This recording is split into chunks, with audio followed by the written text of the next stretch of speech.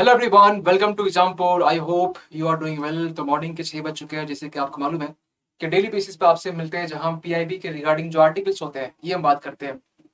PIB plus सांसद TV के जो भी डिबेट्स होते हैं, जो इंपॉर्टेंट डिबेट्स होते हैं, इसको भी यहाँ पर हम एक आर्टिकल्स के फॉर्म में लाते हैं और डिस्कस करते हैं, जो कि आपके एग्जाम के लिए जहाँ तक ये इंपॉर्टेंट है।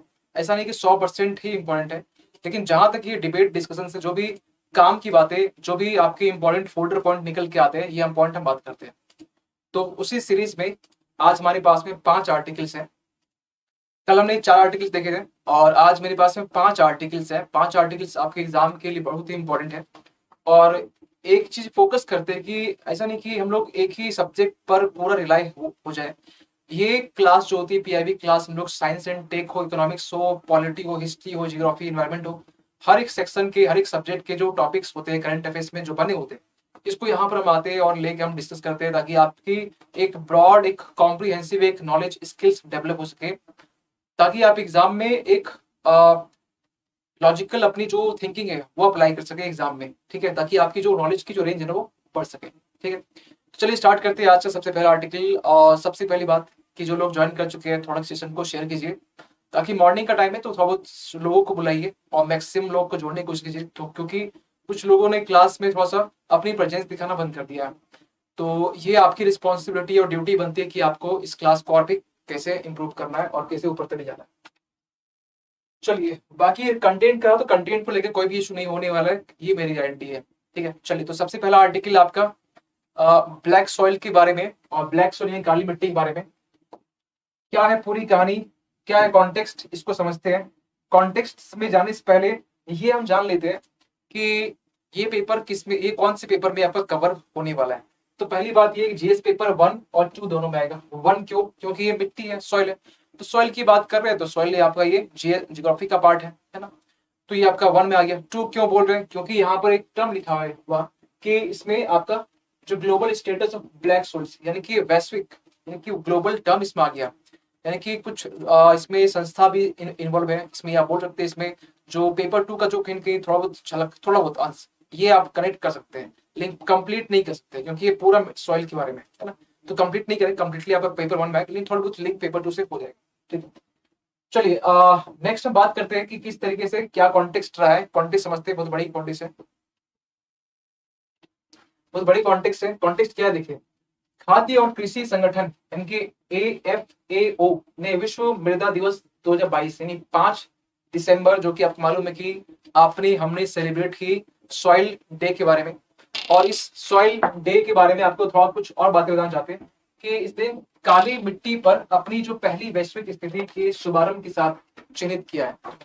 अब एक पॉइंट और निकल के आता है, जो जलवायु संकट और जैव विविधता हानि और भूमि उपयोग परिवर्तन के कारण पहले से कहीं अधिक जोखिम में है। यानी कि यहाँ पर ये बोला जा रहा है कि क्लाइमेट चेंज, जलवायु परिवर्तन, और यहाँ पर जो भूमि का उपयोग परिवर्तन, ठीक है, यानी कि आप बोल सकते हैं कि यहाँ पर एक इंग्लिश में एक वर्ड इसको लेकर खासकर कहा गया, यस, लैंड यूज चेंज। तो ये 2 रीजन है जिसके कारण यहाँ पर जो ब्लैक सॉइल है, जो काली मिट्टी है, ये जो है ना, इसकी अपनी जो मिट्टी, इसकी जो इम्पोर्टेंस, इसकी जो फील्ड है, या मिट्टी की जो क्वालिटी है वो कम हुई है, या जो बोल सकते हैं इसकी जो क्या उसको पॉइंट बोल सकते हैं, जो कैरेक्टरिस्टिक्स है वो कम हुई है। ठीक है, अब एक सवाल निकल के ये आ रहा है कि इस कॉन्टेक्स्ट, इस पूरे कॉन्टेक्स्ट में ये हमने नहीं कहा, ये वर्ल्ड जो आपका मृदा दिवस था, विश्व मृदा दिवस, इसमें ये बातें निकल के आई है। तो हमें यहाँ पर जानने की नीड किस चीज की होगी? सबसे पहली बात कि ब्लैक सॉइल के बारे में, ये आपका स्टैटिक पार्ट है। बहुत ज्यादा स्टैटिक में नहीं जाएंगे क्योंकि आपको वही चीज बताएंगे, वही चीज आप कंटेंट देंगे जो आपके एग्जाम के लिए बहुत हद तक इंपॉर्टेंट होगा। छोटे छोटे फैक्ट हम नहीं बताएंगे, क्योंकि छोटे छोटे फैक्ट के लिए आप एग्जाम में आप लिखते भी नहीं हो, क्योंकि एग्जाम में पेपर वही लिखते हो जो ज्यादा इंपॉर्टेंट होता है ना, क्योंकि मेंस में लिखने भी होते हैं। देखिए, सबसे पहली बात हम बात करेंगे ब्लैक सॉइल के बारे में, काली मिट्टी के बारे में, कुछ कैरेक्टरिस्टिक्स इनके बारे में, कुछ जानकारी। अगर आपको बता दें कि काली मिट्टी के बारे में कि ये कार्बनिक पदार्थों से भरपूर मोटी गहरे रंग की मिट्टी की क्षितिज होती है। एक लेयर होता है क्षितिज, यानी कि एक हॉरिजॉन्टली बोल सकते हैं, एक लेयर सा होता है, और ये ब्लैक कलर की होती है। सबसे पहली बात, यहाँ से क्वेश्चन एक पूछा भी गया प्रीलिम्स में आपसे, ठीक है। ये हाई फर्टाइल बोल सकते हैं कि उपजाऊ भी होती है, उच्च कृषि उपज भी इसमें अच्छी होती है। कौन कौन सी यहाँ पर जो फसल है, जो क्रॉप्स है, वो देखे जा सकते हैं। तो अगर हम बात करें तो यहाँ पर इस सॉइल में कौन कौन से जो एलिमेंट्स है, पर ये बात करते हैं कौन कौन से एलिमेंट्स इन्वॉल्व है यहाँ पर। तो लोहा हो गया, आयरन हो गया, चूना हो गया, कैल्शियम हो गया, पोटेशियम हो गया, एल्यूमिनियम हो गया और मैग्नीशियम हो गया। यहाँ से भी क्वेश्चन बनते हैं, लेकिन यहाँ से क्वेश्चन जब 13-14 में क्वेश्चन जब इस टाइप क्वेश्चन पूछते थे, अभी ऐसे क्वेश्चन थोड़ा सा कम हुए, लेकिन फिर भी यूपीएससी पता नहीं कब से फिर कम बैक कर दे पिछले वाले जो पैटर्न है, इसलिए भरोसा नहीं है, तो हमें वो भी कवर करके चलना पड़ेगा। लेकिन इसमें नाइट्रोजन और फास्फोरस इसकी यहाँ पर कमी होती है ब्लैक स्टोन में, ठीक है। सेकेंड बात यहाँ पे ये है कि मिट्टी कार्बनिक कार्बन, ये मतलब ये हुआ कि SOC soil carbonic organic carbon, ये क्या मतलब होता है? सॉइल ऑर्गेनिक कार्बन का मतलब ये हुआ कि इस मिट्टी में कार्बन को एब्जॉर्ब करने का, कार्बन सिंक की इसके पास क्वालिटी होती है। क्या कार्बन सिंक होता है कि एटमोस्फेयर में, पर्यावरण में कार्बन की जो प्रेजेंस है वो होती है CO2 की, तो इस CO2 को ये एब्जॉर्ब भी कर लेता है ये मिट्टी। ये नहीं बोलेंगे बहुत ज्यादा कर लेता है, लेकिन 10% के आसपास में इनकी कैपेसिटी होती है। 10% पूरा वर्ल्ड नहीं, इस मिट्टी के पास में जितनी कैपेसिटी होती है उसकी 10%, ठीक है, 10%। तो इसके पास में मिट्टी कार्बनिक कार्बन, ये क्वालिटी इनके अंदर भी होती है। जलवायु परिवर्तन, शमन और अनुकूलन, देखिए क्लाइमेट चेंज मिटिगेशन और एडेप्टेशन, जब ये क्वालिटी इनके अंदर में है कि कार्बन को एब्जॉर्ब करता है, तो कहीं ना कहीं हम ये बोल नहीं सकते कि जलवायु परिवर्तन के लिए भी इनकी जो भूमिका है, जो रोल है, ये बहुत अच्छी होती है, क्योंकि जलवायु परिवर्तन में शमन और जो अनुकूलन है, या हम बोल सकते हैं कि एडेप्टेशन है, इसकी यहाँ पर रोल बन जाती है, ठीक है। तो ये आपका हो गया कुछ पॉइंट जो कि बेसिक पॉइंट ब्लैक कार्बन के बारे में, आपको बहुत डीप में इसमें नहीं करना है, इतना पॉइंट आपके लिए काफी है। इसके बाद नेक्स्ट में ये है कि वर्ल्ड जो सॉइल डे जो हम सेलिब्रेट किए, इसके बारे में थोड़ी सी कुछ इन्फॉर्मेशन जो आपको मालूम होनी चाहिए। जैसे कि विश्व मृदा दिवस को हम लोग स्टार्ट ही कब किए? 2014 से, ठीक है, 5 दिसंबर यहाँ से स्टार्ट करते हैं। और ये UNGA के जो मीटिंग थी, खासकर यूनाइटेड नेशन जनरल असेंबली की मीटिंग में ये अनाउंस की जाती है कि अब से हम लोग 2014 के टाइम से, अब से हम लोग नेक्स्ट टाइम से हम लोग सेलिब्रेट करेंगे किस चीज की? तो वर्ल्ड सॉइल डे। वैसे बहुत सारे एक इंडिविजुअल व्यक्तिगत स्तर में भी बहुत सारे जो लोग हैं, जैसे कि आपने नाम सुना हुआ खासकर सदगुरु के बारे में, तो सदगुरु अपने इंडिविजुअल लेवल पर भी पूरे वर्ल्ड में सेव सॉइल, सेव यानी कि बचाओ, बचाना, ठीक है, सेव सॉइल, मिट्टी को बचाने के लिए उन्होंने मूवमेंट स्टार्ट किया है। तो बहुत सारे जो इंडिविजुअल लोग हैं, व्यक्तिगत लोग हैं, अपने स्तर पर सरकार भी कर रही है। तो मृदा को बचाने के लिए यहाँ पर हर एक तरीके से जो गवर्नमेंट हो, कम्युनिटी हो, एक इंडिविजुअल हो, NGO, ये पार्टिसिपेट करते हैं, कहीं ना कहीं इन्वॉल्वमेंट है। मृदा संसाधनों की सतत प्रबंधन, या ये बोल सकते हैं कि देखिए इनका एक मेन मोटो है ना, मेन इसका जो ऑब्जेक्टिव इस डेज को सेलिब्रेट करने के पीछे रीजन ये है कि मृदा जो संसाधन है उसका हम लोग सस्टेनेबल मैनेजमेंट कर सके। मैनेजमेंट की बात की जा रही है, ठीक है, सेव, और अगर मैनेजमेंट सही होगी तो सेव यानी कि बचत, मतलब बचाना भी हम लोग आगे अचीव कर सकते हैं।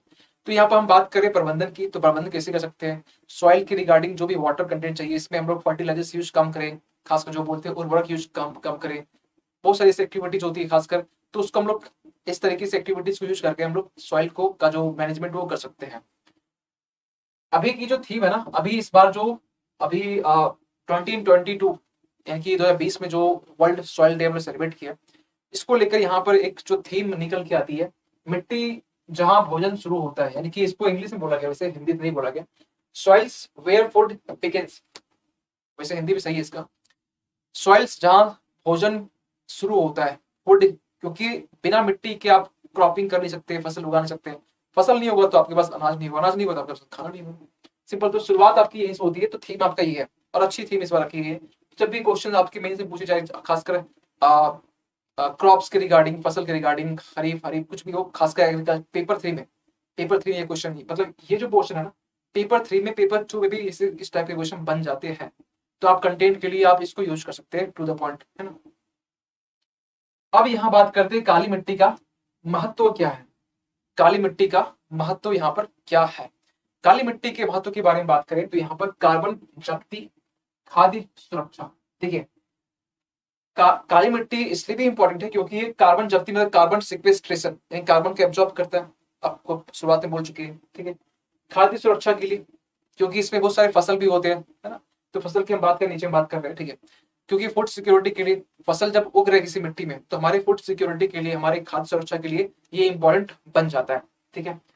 जैसे कि सूरजमुखी का बीज हो गया, क्रॉप्स की बात करें, फसल की बात करें, छोटे बाजरे हो गए, ठीक, छोटे भाई मतलब क्या हुआ, छोटे मिलेट्स की बात करते हैं। मिलेट्स इस बार तो हम लोग कौन सा डेट था, 6 तारीख ना, 6 दिसंबर को हम लोग सेलिब्रेट भी किए मिलेट्स डे।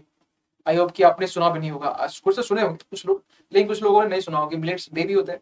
मिलेट्स हम लोग पहले मिलेट्स ही खाते थे, लेकिन ये तो हम लोग जब से इंडिया में हरित क्रांति यानी ग्रीन रेवोल्यूशन जिस नाम से आप जानते हैं, हरित क्रांति के बाद से 1960s के बाद से 60s के बाद से जब ये आया, तो उसके बाद से हम लोग वीट का जो कंजम्पशन ज्यादा करना स्टार्ट करती है। चावल तो होता ही था, लेकिन चावल कभी ज्यादा कर ही देते हैं। लेकिन हम लोग इसके पहले इवन कि आप अगर जाने थोड़ा पास्ट में, तो आप गौतम बुद्ध के टाइम में भी, जब वो आप जानते हैं बुद्ध पूर्णिमा जो आप सेलिब्रेट करते हैं बुद्ध पूर्णिमा दिन में, तो उस दिन भी आप खीर बनाते हैं घर में, तो खीर भी आप चावल बनाते हैं, लेकिन वो खीर बनाए थे उस कोडो चावल होता है, कोडो यानी कोडो मिलेट्स ही है। पाइप जो छोटे छोटे आपके मिलेट्स होते हैं, एक आपके कोडो हो गया, आपका लिटिल मिलेट्स हो गया, ब्राउन टॉप, बार्न यार्ड, ठीक है, ये सब आपके मिलेट्स होते हैं, पॉजिटिव मिलेट्स होते हैं, छोटे छोटे मिलेट्स होते हैं। आई होप कि हम मतलब मेरे यहाँ तो है भी, हम यूज भी करते हैं इस चीज को। तो ये थोड़ी सी इसकी जो फसल कम होती है, साउथ में अच्छी खासी होती है साउथ में आप ऑनलाइन भी इसको मंगा सकते हैं अच्छी खासी, मतलब प्राइस ठीक ठाक होती है, लेकिन आपको इसमें टेस्ट इसमें नहीं आएगा। सिंपल है टेस्ट नहीं, इसके आटे भी होते हैं तो ऐसे भी है, लेकिन हम लोग इसको यूज करना बंद कर दिए, ले देके हम लोग वेट गेहूं, ठीक है।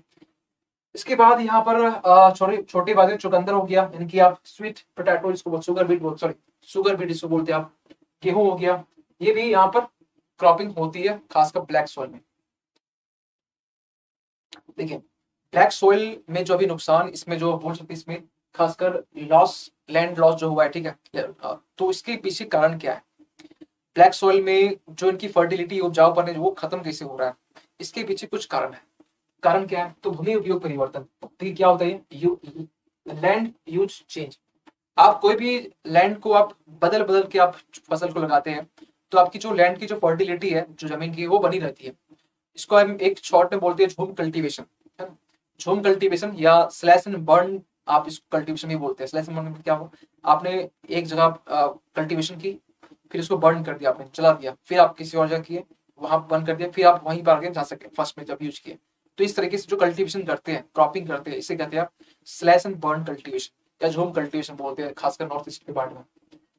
तो भूमि उपयोग, अस्थिर प्रबंधन प्रथाओं और एग्रोकेमिकल्स का अत्यधिक उपयोग, ये एक पॉइंट हो गया, यानी कि unsustainable management practices and excessive use of agrochemicals, यानी कि जितना भी केमिकल्स यूज करते हैं हम लोग, उर्वरक यूज करते हैं, पेस्टिसाइड्स हो गया, इंसेक्टिसाइड्स हो गया, इनके कारण भी जो फर्टिलिटी है खासकर सॉइल की, ये कम होती है। ये एक रीजन हो गया। इसके बाद यहाँ पर क्षरण प्रक्रिया, यानी कि आप बोल सकते हैं इसमें इरोजन प्रोसेस, जो अपरदन जो वो होता है, ठीक है, यानी कि जो इरोजन हो रहा है, यानी मिट्टी बाहर कहीं और ले जा रही है, ठीक है, तो जो वहां पे इसकी जो नेटिव जो प्लेस है वहां से कहीं और जा रही है, यानी कि जो एक जहां पर इसकी एक पर्टिकुलर जो लोकेशन है, ये अगर मिट्टी हट जा रही है, तो एक जो लेयर है वो लेयर आपका पतला होता है, पतला बन जाता है, तो फिर यहाँ पे जो क्रॉपिंग है, जो फसल है, प्रॉपर तरीके से हो नहीं पाते हैं। ये एक पॉइंट हो गया।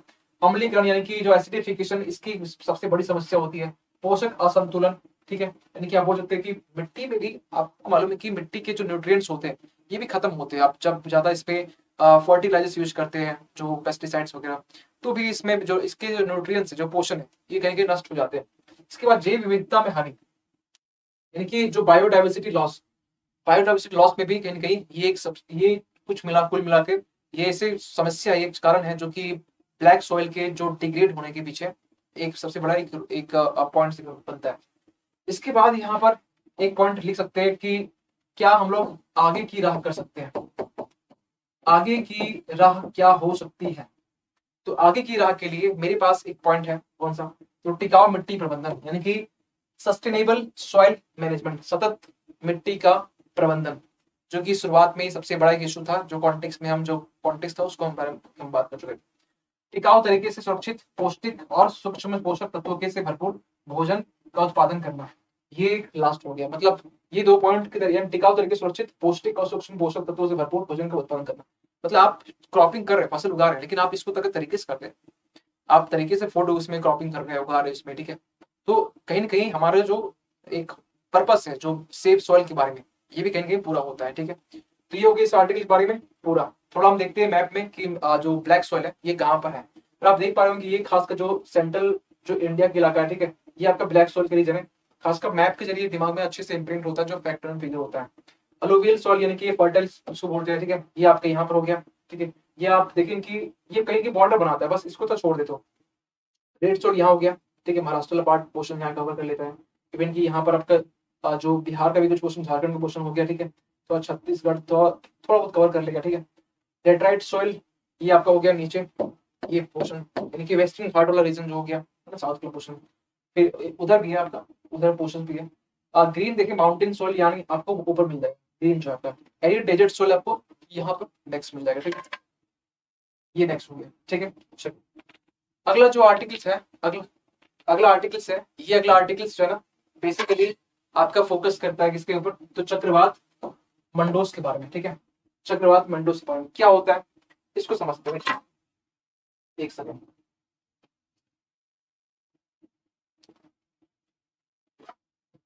चक्रवात जो मंडोस है इसके बारे में हम ये कहेंगे कि ये अभी हाल ही फिलहाल में न्यूज में था, क्योंकि ये साइक्लोन की बात कर रहे हैं। तो साइक्लोन की जब बात करें यानी कि ये पेपर 1 जियोग्राफी का पार्ट है ना, पेपर 1 जियोग्राफी का ये पार्ट है। और पेपर 1 की जब हम बात करते हैं तो उसमें आपका हिस्ट्री हो गया, सोसाइटी हो गया, जियोग्राफी हो गया, आर्ट एंड कल्चर हो गया, ये आपका मेंस पे कवर होता है, ठीक है। तो उसी में जियोग्राफी का एक पार्ट है, तो उसको यहाँ कवर कर सकते हैं। क्या कॉन्टेक्स्ट इसको समझते हैं। कॉन्टेक्स्ट ये है कि हाल ही में क्या हुआ है कि यह बताया गया कि एक चक्रवात जो कि 8 दिसंबर 2022 से तमिलनाडु और पुडुचेरी के तटों को प्रभावित कर सकता है। अब क्योंकि 8 दिसंबर पास हो चुका है ना, लेकिन ये हुआ नहीं। लेकिन फिर भी ये चक्रवात ही सामने आया कहीं कहीं आपको पढ़ने के लिए, क्योंकि ये कहाँ खतरा बोला जा रहा है, इंडिया में कहाँ, खासकर तमिलनाडु पुडुचेरी के बीच में। इसलिए आपको ये कम से कम चक्रवात जो आते समझने चाहिए। अच्छा एक सवाल आप सोचते हो ना कि सर ये मतलब मंडोस हो गया, तितली हो गया, चक्रवात, इसे नाम कौन रखता है ना, इसका नाम कोई तो रखता होगा ना। यस, तो आज के सेशन में हम लोग ये भी जानेंगे कि नाम कौन रखता है और कैसे रखता है। ये तो आपको मालूम हो गया, अल्फाबेटिकली होता है, अल्फाबेटिकली जिस तरीके से नाम कुछ भी, इससे अभी ये एम से आया, अब एन से कुछ रख दिया जाएगा, अब एम से कुछ नागिन रख दिया जाएगा, कुछ नोज रख दिया गया, कुछ भी नाम हो सकता है, ठीक है, जैसे भी। तो इसके बारे में कुछ पॉइंट हम ये समझते हैं कि ये मंडोस जो चक्रवात है ये किस टाइप का चक्रवात है, साइक्लोन है। तो ये बोला गया कि ये जो चक्रवात है इसकी जो कैरेक्टरिस्टिक्स है वो कुछ इस तरीके से कि ये धीमी गति से चलने वाला चक्रवात।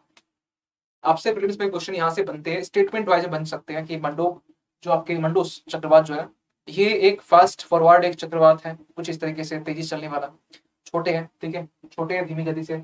यूएई ने यानी कि यूनाइटेड अरब एमिरेट्स ने ये नाम रखा है। अब ये तो आप सोचें सर ये तो बड़ा टेंशन वाली बात होगी, अभी तक बांग्लादेश, थाईलैंड, ये सब, इंडिया, ये सब नाम रखते हैं, अब यूएई अरब वर्ल्ड कहाँ से चला गया। तो इसके पीछे 2018 का जो साल है ना ये जिम्मेवार है। 18 में क्या हुआ था ये हम देखेंगे आगे। देखिए जो विश्व मौसम जो विज्ञान है यानी कि वर्ल्ड मेट्रोलॉजिकल ऑर्गेनाइजेशन जो है, और इसी के साथ में संयुक्त राष्ट्र एशिया और प्रशांत के लिए आर्थिक और सामाजिक आयोग यानी कि इसको इंग्लिश बोले तो United Nations economic and social commission for Asia and the Pacific, ये लोग आपस में आए और इन्होंने खासकर 2000 ईस्वी था, और आपस में आने के बाद में कुछ देशों को चुना गया, और उसमें से कुछ देश थे आपके Bangladesh, Bharat, Maldives, Myanmar, Oman, Pakistan, Sri Lanka, Thailand. ये देश को बोला गया कि जो भी साइक्लोन अगर आते हैं खासकर इधर इंडो पैसिफिक, सॉरी ये आपका जो हिंद महासागर वाला पार्ट हो गया, इधर वेस्टर्न पार्ट हो गया, फिर आपका ईस्टर्न पार्ट हो गया बंगाल खाड़ी, यहाँ जो भी चक्रवात आएंगे आप ये डिसाइड कर लेना, ये इधर अरब सागर हो गया, तो आप डिसाइड करना, इनके ऊपर पूरी जिम्मेवारी दे दी गई। 2000 की बात हम कर रहे हैं।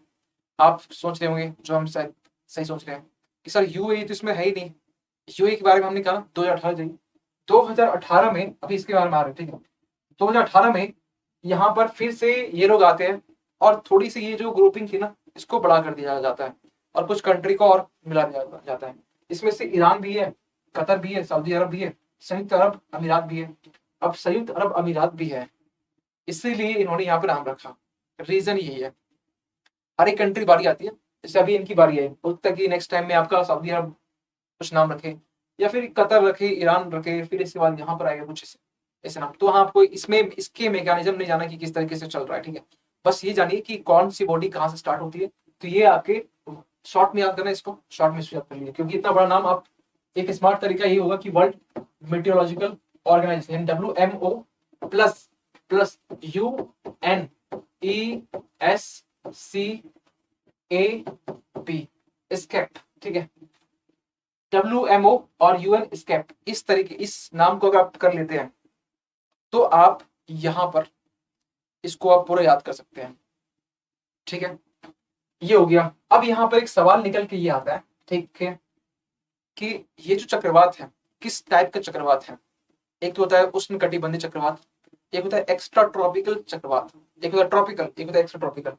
तो ये आपका ट्रॉपिकल है, उष्ण कटिबंधीय है, ठीक है, ये आपका ट्रॉपिकल है, ठीक है, ट्रॉपिकल। अच्छा एक चीज क्वेश्चन ये लोग करते क्या है, एक पैनल बनाते हैं, इनके एक पैनल बनाते हैं उष्ण कटिबंधीय चक्रवात पर पैनल।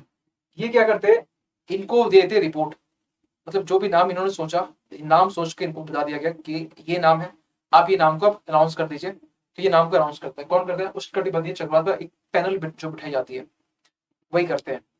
मतलब ये बहुत ज्यादा कॉम्प्लेक्स नहीं है, सिंपल सी बात है। ये 2000 में बना, कुछ कंट्री चूज किया गया, फिर 18 में फिर थोड़ा सा इसमें संशोधन करके कुछ कंट्री को जोड़ा गया, ये किया गया। और ट्रॉपिकल साइक्लोन है, और एक आपका एक्स्ट्रा होता है एक्स्ट्रा ट्रॉपिकल। ट्रॉपिकल साइक्लोन बारे में आपको क्या मालूम होता है, इसके बाद ये कि ये आपके नॉर्थ में, उत्तर में आपके ये एंटी साइक्लोन होता है, एंटी साइक्लोन, एंटी, ठीक है, और आपके साउथ में साइक्लिकल होता है, एंटी साइक्लिकल, एक साइक्लिकल। यानी कि साइक्लिकल किसे बोलेंगे, एक तो घड़ी काटा ऐसे घूमता है ना ये, तो ये वो साइक्लिकल। लेकिन अगर जब ऐसे बोले उल्टा तो ये आपका हो गया एंटी साइक्लिकल, यानी उल्टा एंटी साइक्लिकल, यानी साइक्लिकल घूमता है, ठीक है, उसके उल्टा। तो नॉर्थ में यानी उत्तर दिशा में, उत्तर जो आपका पार्ट है यानी कि ग्लोब का, पूरी पृथ्वी का, उसका उत्तर में आपका एंटी साइक्लिकल होता है और आपके साउथ में साइक्लिकल होता है।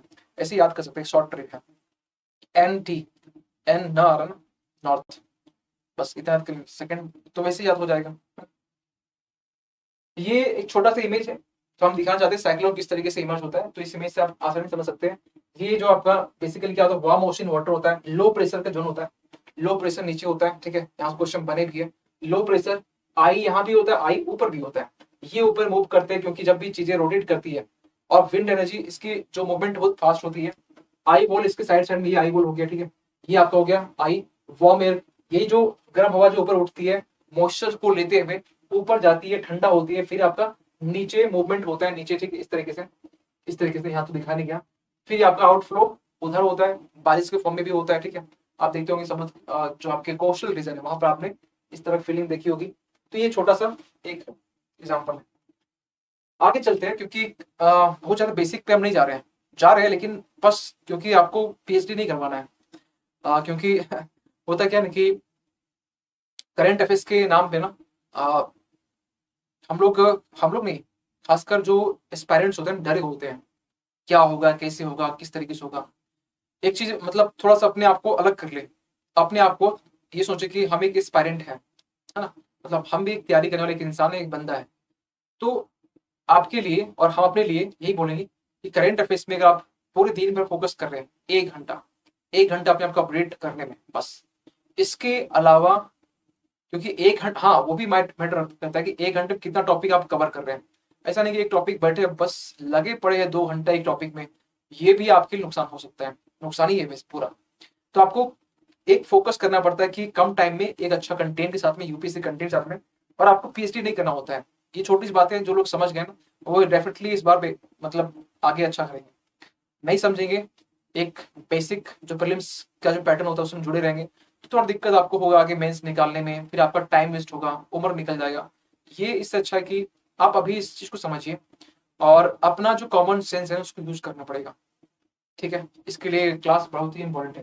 वैसे ये क्लास जब भी हम स्टार्ट करते हैं, जब भी हम कर लेते हैं तो हमें एक डर लगी होती है क्लास कहीं आगे पीछे बंद ना हो जाए, मतलब ये चीजें कहीं, क्योंकि मेरे हाथ से कुछ होता नहीं है ना, तो ये क्लास कहीं बंद ना हो जाए। क्योंकि जब भी आप आगे बढ़ते ना तो मतलब लोग होंगे पीछे खींचने वाले, तो ये रीजन मतलब हम, मेरा बंद करने की कोई मंशा नहीं है, तो ये भी एक डर लगा होता है, ठीक है, क्योंकि करंट अफेयर्स क्लास बहुत सारी चल रही है और बहुत सारे लोग गुमराह भी इस बात के लिए, करंट अफेयर्स में क्या पढ़ना क्या नहीं पढ़ना है। तो ये चीजें आप मेरे मुझ ना, आप खुद से प्रीवियस से क्वेश्चन देखिए, सिलेबस देखिए, उसके बाद देखिए क्या आपको पढ़ना है। हम कुछ नहीं आपको बोलने वाले, ठीक है, आप जब खुद देखेंगे कि प्रीवियस से क्वेश्चंस में, मेंस के क्वेश्चन में क्या चीजें पढ़नी है, लिखना कैसे है, कहते कि पढ़ो उनसे जो खुद इंटरव्यू दे चुके हैं। तो मेरे ख्याल से भी करना चाहिए जो आपको जो अगर हम गाइड कुछ कर रहे हैं तो आपको सुनना चाहिए, समझना चाहिए इस पार्ट मैटर को, ठीक है। चलिए, तो अगला जो टॉपिक है, अगला जो आर्टिकल है, ये बेसिकली आपका भारत के राष्ट्रीय टेलीमेडिसिन सेवा को लेकर, ठीक है। ई संजीवनी अभी फिर से खबरों में, ई संजीवनी जो कि पहले ही लॉन्च हो चुका है, बात करेंगे इसके बेसिक में भी, लेकिन अभी ये कॉन्टेक्स्ट में क्यों है इसके बारे में कुछ बात करते हैं। हाल ही में क्या हुआ कि हाल ही में भारत की जो राष्ट्रीय टेलीमेडिसिन जो सेवा है, एक नेशनल टेलीमेडिसिन सर्विस जो है, इनकी ई संजीवनी की हम बात कर रहे हैं, है ना, ने 8 करोड़ टेली परामर्श प्राप्त किए, ने 8 करोड़ जो है ना टेली कंसल्टेशन, ये 8 करोड़ लोग इससे कंसल्ट करके टेलीमेडिसिन को उपलब्ध करवाया है अपने लिए। और telemedicine, tele consultation, I hope कि आपको मालूम होना चाहिए, मैगजीन की क्लास में कहीं कहीं चीजें हम डिस्कस किए हैं। करंट की चीजें कुछ छूटती नहीं है, वो भी मेंस लेवल तक इसको डिस्कस करते हैं, ताकि आपको आपकी जो रेंज है नॉलेज की वो ब्रॉड हो सके। तो ये चीजें छोटा सा कॉन्टेक्स्ट है, लेकिन क्या छोटा कॉन्टेक्स्ट ही हम पढ़ेंगे? नहीं, इसके बारे में थोड़ा सा अच्छे से, इसके जहां तक ये डेप्थ जा सकते हैं, जहां तक, ठीक है। बहुत पीएचडी मतलब क्या हुआ कि आप हर एक चीज पढ़ रहे हैं, हर एक चीज। स्मार्टनेस किसे है? एक चीज खुद सोचिए, एक होता है मेहनत करना, एक होता है सही दिशा मेहनत करना। मेहनत तो वो भी कर रहे हैं, मेहनत तो वो भी करते हैं जो लोग मेंस में लिखते हैं, वही मेहनत करते हैं, लेकिन क्या निकलता है? निकलता कुछ ही लोग का, 2 से 3 हजार लोग का। क्यों? सही दिशा, राइट डायरेक्शन नहीं है। तो आप मेहनत कर रहे हैं, नो डाउट। मेरे पास एक किसी ने मेल किया, नाम नहीं बताएंगे, तो मेल में ये बताया कि सर मेहनत करने के लिए बिल्कुल तैयार है, मेहनत में कोई कमी नहीं रखेंगे। मतलब ये चीज देख कर ना हमें मतलब बहुत खुशी हुई, लेकिन जब हम ये देखते हैं कि इनकी डायरेक्शन बिल्कुल गलत दिशा में है, ये मेहनत वहां कर रहा है जहां पर अगर ये उसका 50% भी, 50 छोड़िए, उसका 1/3 भी कर लेना सही दिशा में, तो वो, लेकिन उसे पता किसी डर डर लगा उसे, जब हम बोले कि आपका जो हार्ड वर्क है ना, वो बोला कि वो स्टडी जो करता है वो, मतलब ये नहीं बताएंगे कि वो मेल फीमेल है, ठीक है, वो करता ही बोल रहा है, ठीक है। तो उन्होंने ये कहा कि हमने मतलब 12-12 घंटे जो है ना ये वीक में पढ़े हैं डेली बेसिस पर, और ये बोल रहा है कि उसकी कैपेसिटी है डेली पढ़ने की। मेरे से नहीं होता 12 घंटा, सही में मेरे से नहीं होता है, और ये बहुत एक बड़ा मोटिवेशन चाहिए 12 घंटे के लिए। हमने ये कहा कि आप 6 घंटे भी देते हैं ना, 6 घंटे डेली बेसिस पर, लेकिन जो डायरेक्शन है, फिर हमने देखा कि क्या पढ़ते हो, फिर वो बताया ऐसे वैसे सब कुछ वो एक्सप्लेन किया। हमने उसको ये कहा कि आप बस ये 6 घंटे इतना करो, उसको गाइड कर दिया कि ये 6 घंटे इतना करो। वो उसके दिमाग में ना एक फितूर चढ़ा हुआ था, ये भी करना, वो भी करना, ये भी करना, ये सब कुछ करना, ये सब कुछ लेकर हमें चल रहा है। सब कुछ इससे नहीं होता है, फायदा मेरा नहीं है बोलने से, ठीक है, फायदा उनका ही होने वाला है। तो सब कुछ नहीं करना होता है, कुछ ही करना होता है। बस इतना है कि इस प्लेटफॉर्म से हम बोल रहे हैं, है ना, इस प्लेटफॉर्म के हो सकता है कुछ लोग इसको इग्नोर करते होंगे कि यार एग्जाम बोर्ड के प्लेटफॉर्म से क्या बोल रहा है यार ये, ठीक है। यही कुछ और प्लेटफॉर्म से बोलेंगे जहाँ कुछ लोग मानते हैं ये बड़ा उच्च संस्थान है, तो फिर आप जो भी लोग हैं बात सुनेंगे, और यहाँ से बहुत सारे लोग कहे भी है ना। तो ऐसे भी मैटर है। तो अगर आप चीजों को फॉलो करते हैं, सही दिशा मेहनत करते हैं, तो आपको सक्सेस जल्दी मिलती है। और ये हम किसी को देख के नहीं, अपने एक्सपीरियंस से बोल रहे हैं, अपने अनुभव से, क्योंकि हमने भी सेम चीजें वही रिपीट गलती की, सेम चीजें। तो हमें ये रियलाइज हुआ कि हमने कहाँ गलती की है और कहाँ सुधार करने की नीड है। तो किसी को, अगर हम किसी को पर्सनली, अगर हम किसी को 1-2 बंदे को अपने घर में रख के ना, रख लेते हैं, एग्जाम्पल लेते हैं, रखने वाला नहीं ऐसे, तो 1-2 बंदे घर में रखते हैं और उसे हम ट्रेन करते हैं 1 साल, डेफिनेटली कि वो एक ही बात को वो मेरा सुनता है, तो वो प्रीलिम्स मेंस इंटरव्यू वो क्रैक कर लेगा, डेफिनेटली हम बता रहे हैं, गारंटी साथ में। क्योंकि जो गलती से हमने सीखा, जो गलती हमने देखा भी, दूसरों गलती से भी हमने सीखा है, तो वो गलती आपको रिपीट करने नहीं देंगे, आप लोग करते भी हो, ठीक है। चलिए इसको आगे प्रोसीड करते हैं। तो ये हो गया अभी तक का ये। अब इसमें ना टेली परामर्श जो प्राप्त किया, यानी कि टेली जो कंसल्टेशन है, इतना ये आपका यहाँ कॉलिंग इतना हुआ, ठीक, सिंपल सी बात है। अब इसके बाद थोड़ा सा कुछ हम बेसिक बातें हम जान लेते हैं। क्या बेसिक बातें? ठीक है, टेली कंसल्टेशन, या हम कह सकते हैं कि ये जो है ना टेली मेडिसिन, इसके जरिए जो डॉक्टर्स है, जो पेशेंट है, कहीं ना कहीं आपस में वर्चुअली यानी वीडियो कॉलिंग के थ्रू से आपस में बात करते हैं। उसको जो मेडिसिन है वो प्रिस्क्राइब करते हैं कि क्या आपको मेडिसिन लेनी चाहिए, उसको ट्रीट करते हैं, उसका इलाज करते हैं। ये वर्चुअली होता है। इसमें फायदा किन लोगों को हुआ? फायदा खासकर जो रूरल एरियाज के जो लोग हैं, ग्रामीण इलाके के जो लोग हैं, उनको ज्यादा फायदा इसमें हुआ है, पहली बात। अब इसमें कुछ पॉइंट आपको बताना चाहते हैं कि ये जो टेली मेडिसिन, जो टेली की हम बात, या ई संजीवनी की जो बात कर रहे हैं, ई संजीवनी, ये जो है ना, ये लॉन्च किया गया था, ये लॉन्च जो किन के अंडर किया गया था? तो आयुष्मान भारत डिजिटल स्वास्थ्य मिशन, इनके अंडर में इसको लॉन्च किया गया था। और ये जो आपका मिशन है, ठीक है, जो बेसिकली ये जो मिशन था ये खुद अपने आप किसके अंडर में आता है, तो नेशनल हेल्थ पॉलिसी 2017, ये खुद इसके अंडर में आता है। और इसका एक मेन टारगेट क्या है कि यूनिवर्सल हेल्थ कवरेज को लेकर, यूनिवर्सल हेल्थ कवरेज को लेकर इसका एक मेन टारगेट ये है। और अभी बात करेंगे, ठीक है, इसके बारे में कि ये आपका कब हुआ।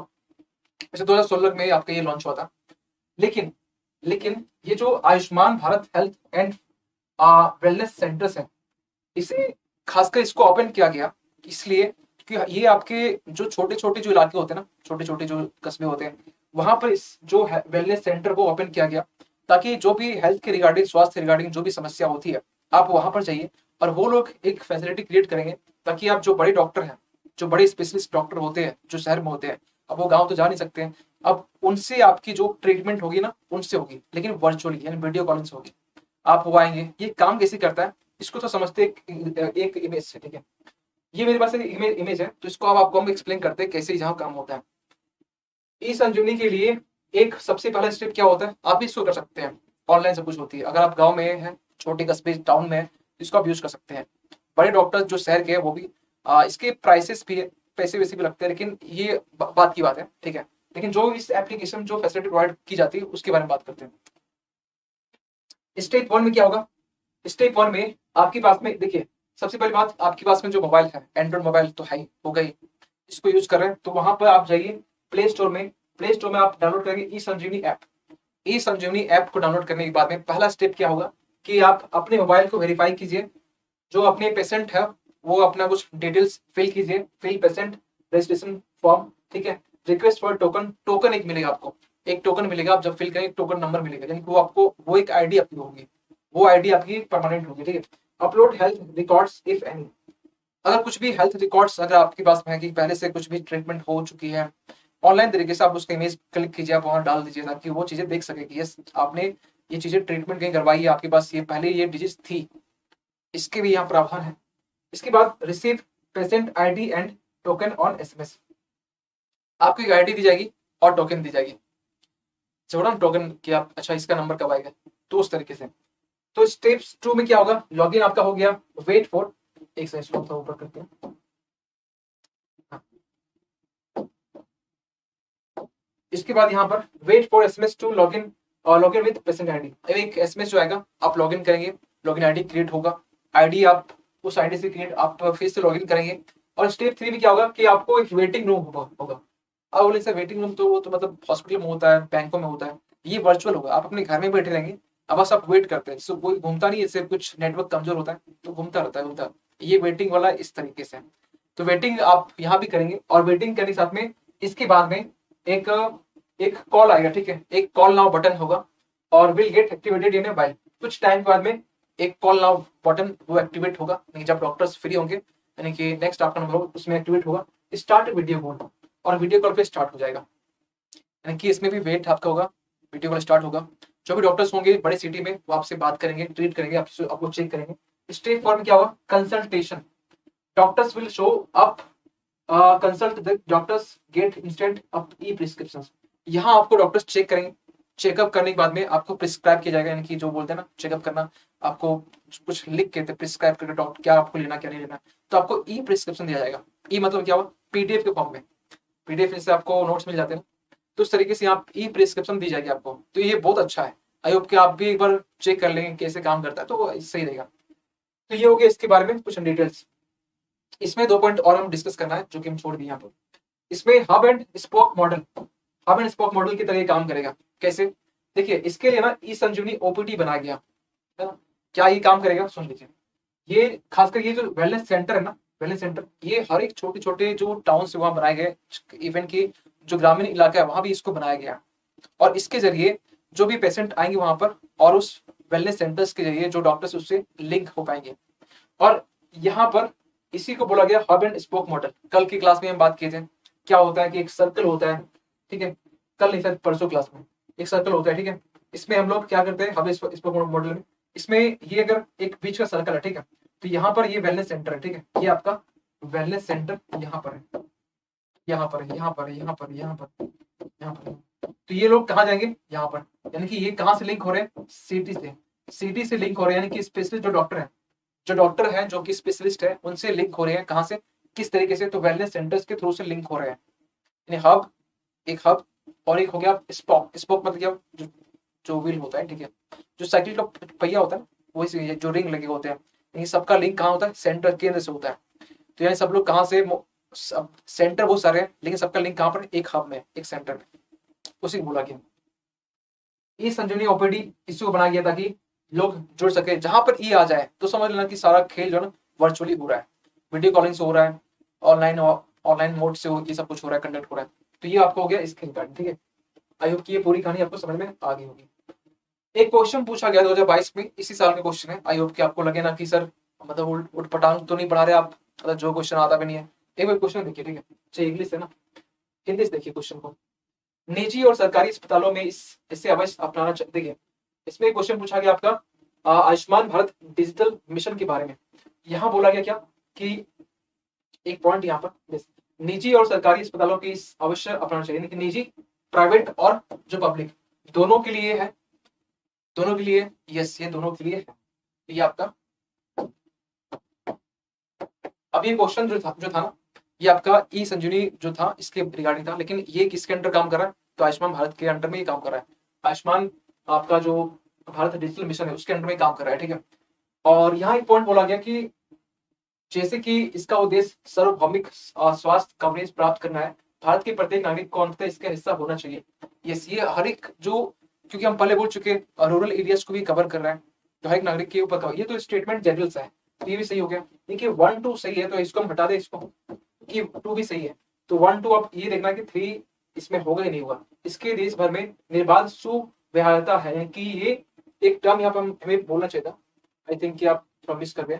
यहाँ पे इसको बोला गया कि इस कहाँ गया, इसको कहाँ लिखे, इसका किधर लिखे थे, पोर्टेबल नहीं लिखे ना, कोई दिक्कत नहीं, इसको बोलते हैं पोर्टेबल, है ना, पोर्टेबल बोलते हैं। पोर्टेबल मतलब क्या हुआ, पोर्टेबल मतलब हुआ कि ये अगर आप ई संजीवनी के लिए, अगर आप झारखंड से बिलोंग करते हैं, आप चाहते हैं कि मध्य प्रदेश में किसी भी ई संजीवनी जहाँ वेलनेस सेंटर है वहां जाके आप अपना इलाज कराना चाहते हैं ई संजीवनी के थ्रू से, आप वहां भी करवा सकते हैं। यानी पोर्टेबल है, जैसे होते हैं one health one ration card, इस तरीके से जो वन हेल्थ सब कुछ निकला हुआ है उस तरीके से ये भी है, ठीक है। तो सिंपल स्टेटमेंट था, क्वेश्चन बहुत आसान था। आई होप कि इस बार क्वेश्चन अगर जो पेपर दिए होंगे उनके लिए क्वेश्चन बहुत आसान था, ठीक है। चलिए अगला जो आर्टिकल है ये आपका रिपोर्ट्स के बारे में, और रिपोर्ट्स से क्वेश्चन बनते भी है, पूछते भी जाते हैं। क्या है रिपोर्ट्स, इसको देखते हैं।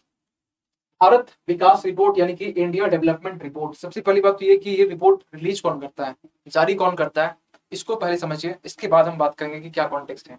इसको जारी करता है वर्ल्ड बैंक, इनकी विश्व बैंक, और विश्व बैंक इसको जारी करता है। तो अभी विश्व बैंक ने जारी किया है, और इसमें क्या बोला गया इसको देख लेते हैं। जब भी जारी करता है तो इंडिया के बारे में, पूरे वर्ल्ड के कुछ न कुछ बातें ये करता है, तो पूरा वर्ल्ड भी छोड़ दीजिए, इंडिया के बारे में बात करते हैं। इंडिया बारे में कौन सा जो डेटा ने इसको रखा गया, ठीक है।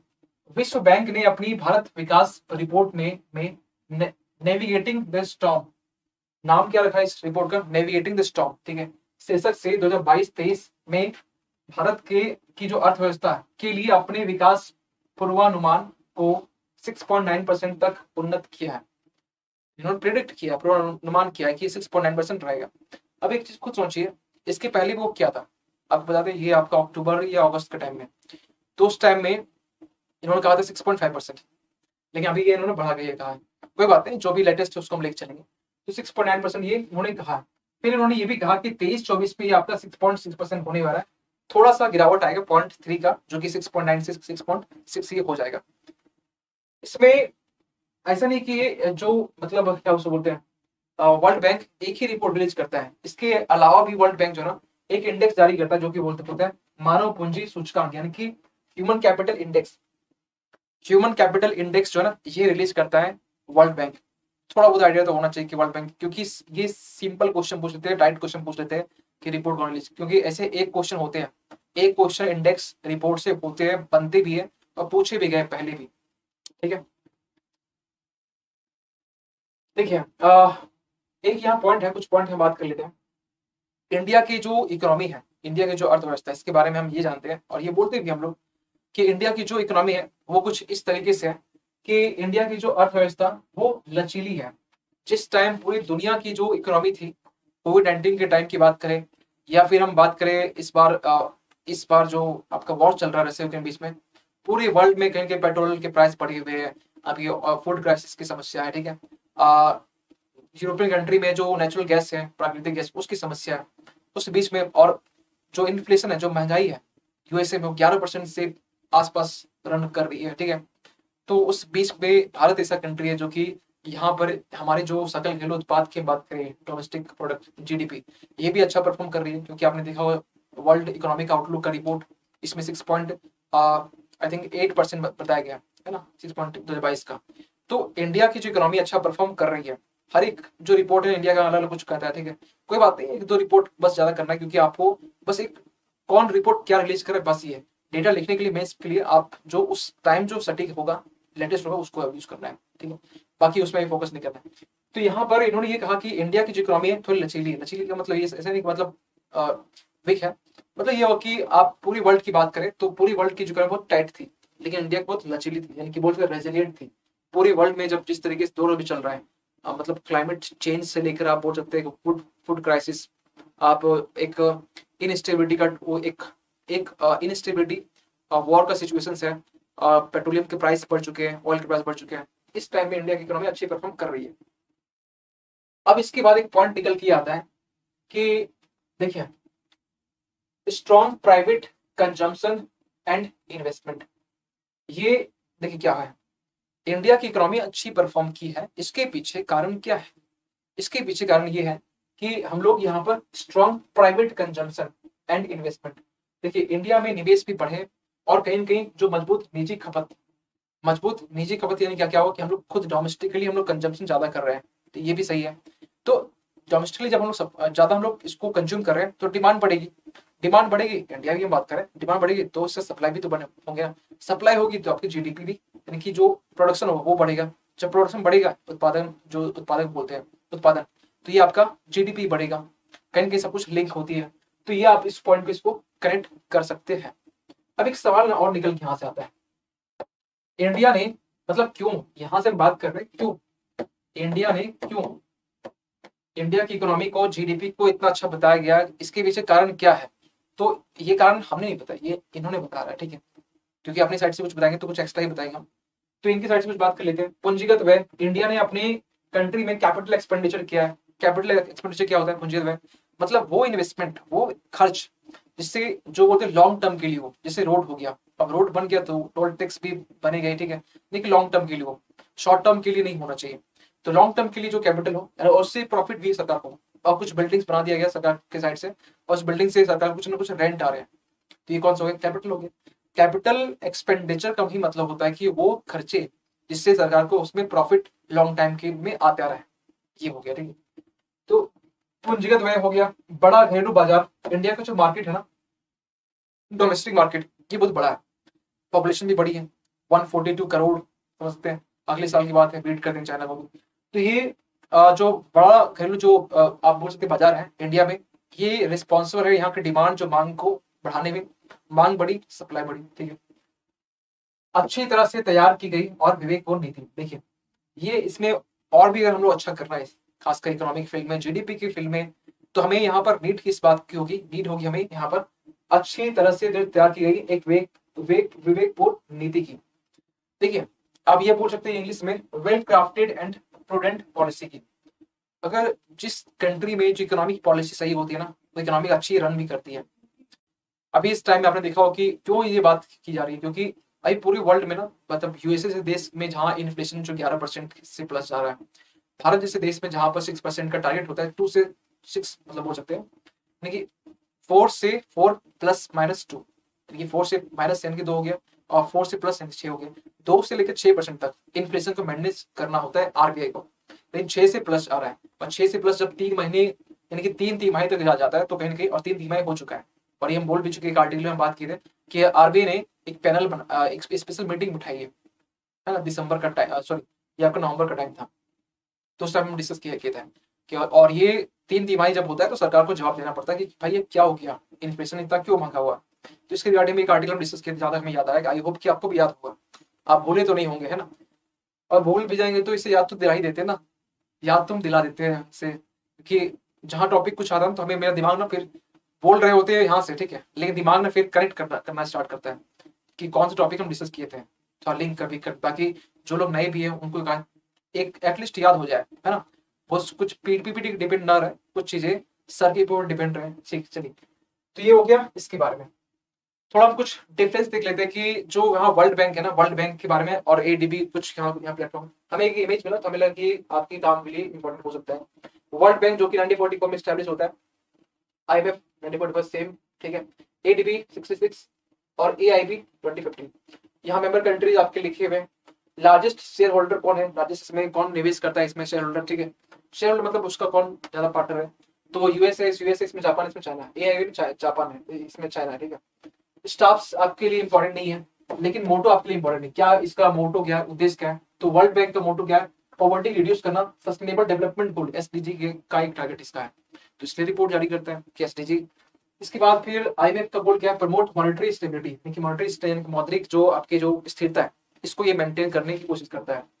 रिड्यूस पॉवर्टी गोल, यानी इसका ही मेन काम है, एडीबी की एशियन डेवलपमेंट बैंक का मेन गोल भी इसका ही है। एआईआईबी का ही मेन जो गोल है इसका आपका एड्रेस एशिया इंफ्रास्ट्रक्चर गैप गोल, यानी कि एशिया में ओनली एआईआईबी का जो मेन गोल है वो आपका ओनली एशिया में है। तो एशिया में जो भी इंफ्रास्ट्रक्चर को लेकर जो बुनियादी जो ढांचा होता है इसको लेकर, जब बोलते हैं हिंदी से अवसंरचना, इसको लेकर कुछ भी अगर इश्यूज है तो इसको ये सॉर्ट आउट करता है, ठीक है। इसके बाद इतना ही, बाकी कहाँ इसका हेड ऑफिस है, वॉशिंगटन, मनीला, बीजिंग, ये सब आपके लिए इंपॉर्टेंट नहीं है। अगला जो आर्टिकल है और भी इंटरेस्टिंग है, अगला आर्टिकल बेसिकली आपका गूगल से, गूगल की एक नई एंटी गलत सूचना एक परियोजना आपका अभी लाया गया है। क्या है कॉन्टेक्स्ट, इसको समझते हैं, फिर ये कौन से पेपर में आएगा इसको पहले हम देख लेते पहले। पेपर 3 किसमें, तो इंटरनल सिक्योरिटी, आंतरिक सुरक्षा, या फिर इसको आप थोड़ा बहुत साइंस एंड टेक से भी रेट कर सकते हैं, जब आप कुछ टेक कुछ यूज हो तो गूगल है तो कर सकते हैं। तो गूगल की एक जिक्सॉ है, एक सब्सिडी कंपनी है, जिक्सॉ है, ठीक है, एक सहायक कंपनी भारत में एक नई एंटी गलत सूचना परियोजना शुरू कर रही है। अब इंडिया में एक ये एक अच्छा स्टेप है हमारी जो आंतरिक सुरक्षा में, खासकर साइबर सिक्योरिटी के दिशा में एक अच्छा एक स्टेप है। क्या बोला जा रहा है कि शुरू कर रही है, जिसका उद्देश्य हिंसा भड़काने के लिए दोषी ठहराई गई भ्रामक जानकारी को रोकना है। देखिए, जो भी मिस इन्फॉर्मेशन होता है ना, मिस इन्फॉर्मेशन की जो भी भ्रामक जानकारी होती है, इसको खासकर इसके स्प्रेडनेस में, इसको फैलाने में रोकने का जो काम है ना, ये आपका जो एंटी गलत सूचना, ठीक है, ये जो एक जो यहाँ पर परियोजना जो शुरू कर रहा है, देखिए, जो गूगल का जिक्सो एक सहायक कंपनी है, गूगल का ही है एक सहायक कंपनी, सब्सिडियरी कंपनी, तो वो स्टार्ट कर रहा है यहाँ पर इंडिया में एंटी गलत सूचना परियोजना। मेन मोटो क्या होगा, मिस इन्फॉर्मेशन को रोकना। अभी मिस इन्फॉर्मेशन एक होता है डिस इन्फॉर्मेशन, एक होता है मेल इन्फॉर्मेशन। ये क्या होता है, इसकी डिफरेंस भी समझेंगे लास्ट वाले स्लाइड में। तो फिलहाल तो अच्छा यहीं पर मिल गया, कोई बात नहीं, ये देख लेते हैं। देखिए, इंडिया में जो गलत इन्फॉर्मेशन है, मिस इन्फॉर्मेशन, इसकी जो इश्यूज है ना, जो समस्या है, वो जब से इंटरनेट आया ना तब से और भी ज्यादा हो गया। सोशल मीडिया आपकी पास में, यूट्यूब आपके पास में है, तो यूट्यूब के जरिए कहीं ना कहीं आप चीजों को, गलत इन्फॉर्मेशन को आप स्प्रेड कर सकते हैं। फेक आईडी से आना, बहुत लोग फेक आईडी से आते हैं। अब इसमें से हमने तो बहुत सारी ऐसी चीजों को ब्लॉक भी किया। तो फेक आईडी से आना, किसी को कम से इमेज को खराब करना, फिर फेक आईडी से आना, फैकल्टी को परेशान करना। और मेरे वाले क्लास में तो हमने देखा भी होगा, बहुत सारे फैकल्टी के मतलब जो लोग हैं आते हैं, तो ये, और यूपीएससी में जब होता है जैसे, तो हमें ये सोच के डर लगता है, डर नहीं, हमें अफसोस होता है कि यूपीएससी में फैकल्टी अगर कोई इस तरह के काम करवा रहा है तो ये कहीं ना कहीं एक बहुत चीप काम है, नहीं होना चाहिए सर। कोई बात नहीं, सबका वेलकम है, अच्छे बुरे दोनों होना चाहिए, ठीक है, ताकि ये मालूम चले कि अभी अभी थोड़ा सा इम्प्रूवमेंट जो है ना, ऊपर की जो चढ़ाई है ना वो चढ़ रहा है, तो खींचने वाले लोग आएंगे। अब यहाँ समझते हैं कि मिस इन्फॉर्मेशन और डिस इन्फॉर्मेशन और मेल इन्फॉर्मेशन, ये तीनों में डिफरेंस क्या क्या है। एक छोटा डिफरेंस है, जब आप बोलते हैं मिस इन्फॉर्मेशन, ठीक है, तो इसका मतलब ये हुआ कि आपने जानबूझ के नहीं किया, आपने जानबूझ के कोई भी सूचना को आपने फैलाया नहीं। यहाँ पर unintentionally disturbing incorrect information distributing, यानी कि आप अनजाने से एक गलत सूचना को आपने फैला दिया। आपने सुना कि यार वहां पर ना एक बम फटा यार, ठीक है, आपने सुना, ठीक है, और क्योंकि सुना आपकी मंशा नहीं थी और आपने इसको बोल दिया डर के मारे। मनसा एक तो होता है मनसा, ठीक है, जो आपका मनसा होता है ना गलत पहुंचाने का, इसको बोलते क्या, डिस इन्फॉर्मेशन। जब जानबूझ के गलत सूचना को, और ये बहुत ज्यादा चल रहा है इसको लेकर।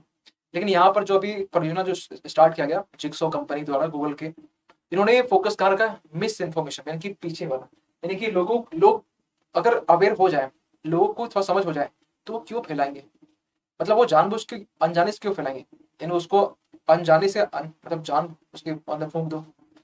तो इसके ऊपर काम किया जा रहा है, लेकिन इसके ऊपर के लिए इसके लिए कानून बना हुआ है, ठीक है, कि आप जानबूझ के कर रहे हो, ठीक है, आईपीसी धारा साइड में रखा हुआ है। तो यहाँ पर जानबूझ के, और मेल इन्फॉर्मेशन का मतलब हुआ यहाँ पर आपको जो ऐसे इन्फॉर्मेशन जो कि एक बहुत बड़ा एक खतरा इसमें क्रिएट हो सकता है, यानी कि disturbing information such as personal information of shock value information intended to harm, यानी कुछ आपका कुछ पर्सनल कुछ इंफॉर्मेशन हो गया, कुछ वीडियोस हो गया, इसको फैलाना, यानी कि ये इनकी एक ऑफेंस है, बहुत बड़ी एक बोल सकते हैं कि जुर्म है, एक घटना हो सकती है। तो इसको लेके बात करें तो ये आपका मेल इन्फॉर्मेशन, यानी कि अगर इसको छोटा बड़ा में इसको डिवाइड करें तो आप कैसे देखेंगे, मेल इन्फॉर्मेशन यानी सबसे बड़ी, तो ये गंभीर है, आप जो आप सूचना जो आप फैला रहे हैं वो कहीं ना कहीं बहुत गंभीर है। इसके बाद डिस इन्फॉर्मेशन है कि आप जान बूझ के कर रहे हैं अनजाने से, तो ये छोटा है थोड़ा बड़ा, और ये बहुत बड़ा, ऐसे भी सीक्वेंस याद कर सकते हैं, ठीक है। तो इसके क्या प्रभाव होंगे, देखिए, तो आपने देखा होगा कि खासकर इस परियोजना में कुछ बातें रखी गई है, वो बातें कुछ सिंपल सी बातें हैं, बस थोड़ा समझ लीजिए। जैसे यूट्यूब आप चलाते हैं, तो यूट्यूब के जरिए, और भी जो सोशल मीडिया जो प्लेटफॉर्म है वहां के जरिए आपको अवेयर किया जाएगा, अवेयर की जाएगी मिस इन्फॉर्मेशन को लेकर, है ना।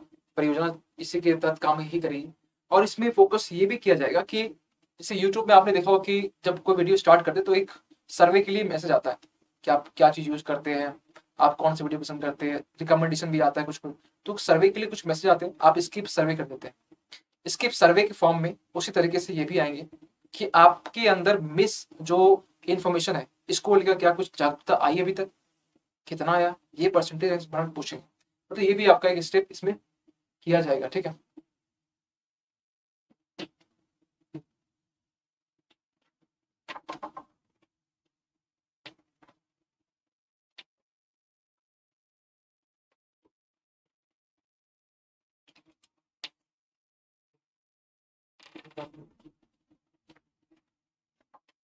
ठीक है, सॉरी फॉर इंटरप्शंस, थोड़ी सी रुकावट के लिए खेद है।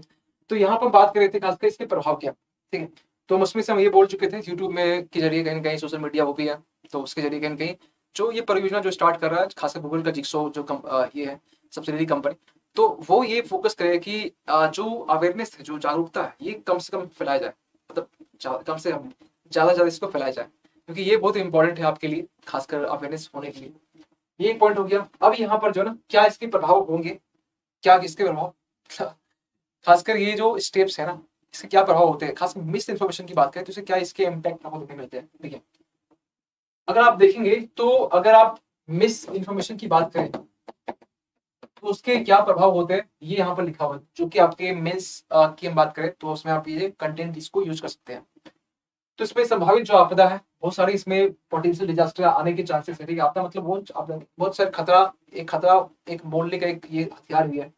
जनमत को प्रभावित करना, यानी कि जो आपकी पब्लिक है उसको इन्फ्लुएंस करना, उसके ओपिनियन को यानी कि उसके जो जनमत को प्रभावित करना, ये भी एक पॉइंट है इसमें। जनमत का ध्रुवीकरण, जो कि ये बोल सकते हैं उसको पोलराइज पब्लिक ओपिनियन, अब उसको एक ही पक्ष में तरफ मोड़ देना कि ये जो पार्टी यही पार्टी अच्छी है बाकी पार्टी खराब है, पोलराइज कर देना। राजनीतिक संस्थानों और सामाजिक और सांप्रदायिक स्वभाव को प्रभावित करना, ये जो तीन फैक्टर है, यानी कि पॉलिटिकल हो गया, institutions, social and communal harmony, इसको भी कहीं कहीं ये इम्पैक्ट करता है। तो ये कुछ पॉइंट जो कि लिखने वाला पॉइंट है, एक तो बात करने वाला पॉइंट है ना, ये लिखने वाला पॉइंट है, और जो कि मेंस में आपको लिखना पड़ेगा। तो ये कुछ पॉइंट है जो कि आपको लिख सकते हैं। इसमें कुछ चैलेंजेस भी है। चैलेंजेस क्या है, चैलेंजेस ये है, यहाँ लिखे नहीं है वैसे हम बोलते हैं चैलेंज क्या होना चाहिए, ठीक है। चैलेंजेस ये है कि लोग ना, सबसे पहली बात ये कि जो अवेयरनेस जो बात करते हैं जागरूकता की, है ना, ये चैलेंज इसकी आने वाली, क्योंकि आप जागरूक कैसे करेंगे, मीडिया, भाई मीडिया की बात चल रही है, सोशल मीडिया की बात करिए, तो उसके उसी को यहाँ पर इम्प्रूव करने की बात की जा रही है, जो इन्फॉर्मेशन उसको सही करने की। तो एक सबसे समस्या ये आएगा कि ठीक है, इसको इम्प्लीमेंट करने की, इसको आप कैसे इम्प्लीमेंट करेंगे। दूसरी बात यहाँ पर चुनौती यहाँ पे ये आ सकती है कि ये इंडिया में पॉपुलेशन बहुत बड़ी है, आप इतनी बड़ी पॉपुलेशन में आप कैसे इस चीज को आगे लेके जाएंगे, इम्प्लीमेंट करेंगे।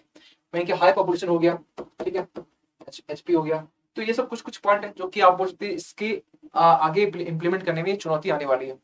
लेकिन आगे का रास्ता भी है, जैसे कि सरकार को यहाँ पर एक ड्राफ्ट लेके आना चाहिए, जो कि आप बोल सकते हैं कि ये ओपिनियन बेस्ड होना चाहिए, यानी कि राय के ऊपर, यानी कि आप जो भी एक्सपर्ट है, इंटेलेक्चुअल पर्सन है, उसकी आप राय लीजिए और कहीं इसको आप इम्प्लीमेंट कीजिए। फेसबुक और बूम लाइव, देखिए एक एग्जांपल यहाँ बोला गया, खासकर ये जो कर्नाटक का जो इलेक्शन हुआ था अभी लास्ट ईयर का शायद आसपास में, इस हमें याद नहीं है कौन सा ये था, तो इसमें फेसबुक और जो बूम लाइव एक एजेंसी है जो कि फैक्ट जो है ना, जो सच्चाई होती है उसको ये छानबीन करती है, इसके साथ मिलकर इन्होंने खासकर जो भी मिस इन्फॉर्मेशन है उसको वो देखा, ठीक है, फेसबुक ने।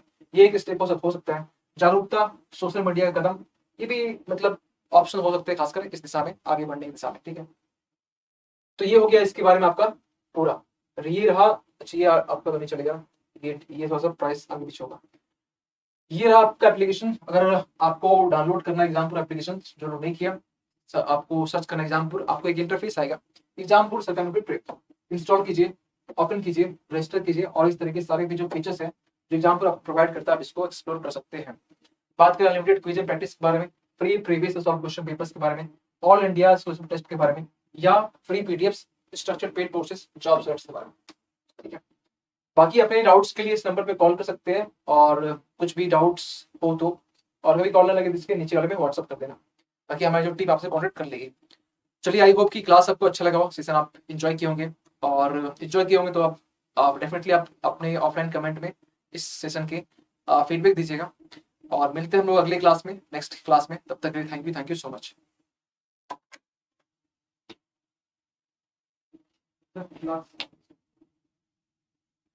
रिकॉर्डिंग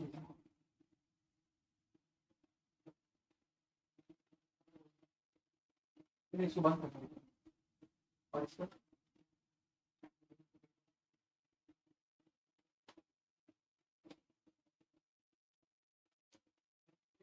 हाँ, निकाल दीजिए।